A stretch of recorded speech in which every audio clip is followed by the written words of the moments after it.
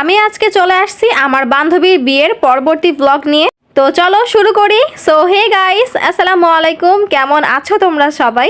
আমি তো আজকে একদম রৌদ্রের মধ্যে দেখো বের হয়ে গেছি, তার উপর উড়া ধুরা একদম সাজুগুজু করছি। কালকে ছিল বান্ধবীর হলুদ সন্ধ্যা, আর আজকে সকালে হলুদ মাখানোর পর আজকে সন্ধ্যার পর বিয়ে।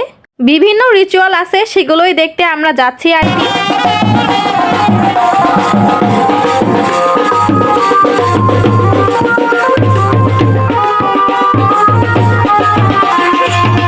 ঢোলের তালে তালে আমরা দুই বান্ধবী একদম নাচতে নাচতে ভিতরে আসছি, কিন্তু বান্ধবী এখন নাই, ও গেছে বাইরে ফটোশুট করতে।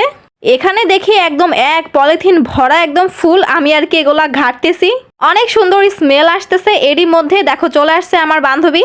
এই লুকে আমার বান্ধবীকে কেমন লাগতেছে সবাই কিন্তু অবশ্যই বলবা। এই গরমের মধ্যে শুট করা কিন্তু একদম সহজ বিষয় নয়। গরমে তো আমাদেরই অবস্থা প্রায় একদম খারাপ হয়ে যাচ্ছে, আর আমার বান্ধবী তো শাড়ি পরছে, তাহলে ওর অবস্থা কি হচ্ছে সেটা শুধুমাত্র ওই বলতে পারবে। আমরা সবাই চলে আসলাম এখন ভিডিও করতে ছাদের ওপর। সবাই মিলে ছবি তুলতেছি, ভিডিও করতেছি, গল্প করতেছি আর আড্ডা দিচ্ছি। আসলে বান্ধবীর এরকম বিয়ে হলে কিন্তু অনেক বেশি মজা হয়, তাই না বলো? আমি চাই আমার একটার পর একটা বান্ধবীর সবাই বিয়ে করতে থাকুক, আমি এরকম ব্লগ করতে থাকি আর এনজয় করতে থাকি।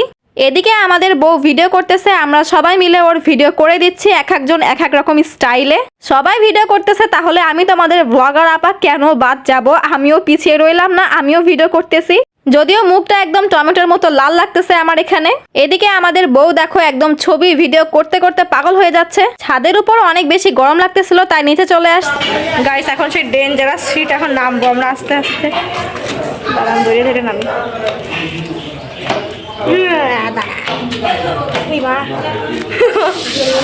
বয়স হয়ে গেছে, এই জন্য নামতে পারতেছি না।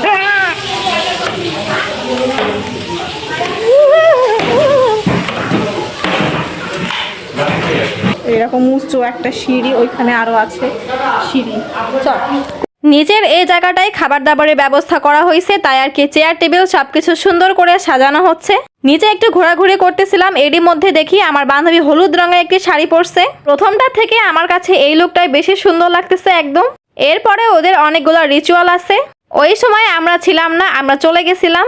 তবে আমার আরেকটা বান্ধবী এই ভিডিওগুলো করে রাখছিল, ওর কাছ থেকেই নিছি। আমরা একটু তাড়াহুড়াই করে বের হয়েছি এখান থেকে।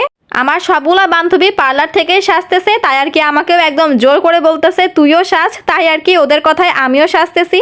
আম্মু বলছিল তুমি একা একাই সাজো, কোনো সমস্যা নাই, কিন্তু সবগুলো বান্ধবী একদম জোর করলো দেখে আমিও সাজছি ভাই পার্লার থেকে। এখানকার এই রিচুয়ালগুলো শেষ হওয়ার পর বউও যাবে একদম পার্লারে বউ সাজতে। আর এখন দেখো আমরা চলে আসছি রাস্তায়। এই যে এই ফেব্রিক্সটা কিনতে হবে আমাকে, আর তাছাড়াও গিফটটাও র্যাপিং করতে হবে। তো এখন চলে আসলাম দোকানে এসে ফেব্রিক্সও কিনে ফেলছি, আর এই তো গিফটটাও র্যাপিং করলে হয়ে যাবে। সবকিছু খুবই তাড়াহুড়ার মধ্যে হচ্ছে। এরপরে বাসায় গিয়ে গাউন পরে আবারও পার্লারে যেতে হবে আমাকে সাজুগুজু করতে। তো আজকের এই ব্লগটা এখানেই শেষ করতেছি, দেখা হবে বিয়ের ব্লগে। ততক্ষণ সবাই ভালো থাকো, সুস্থ থাকো, সবাইকে আল্লাহ হাফেজ।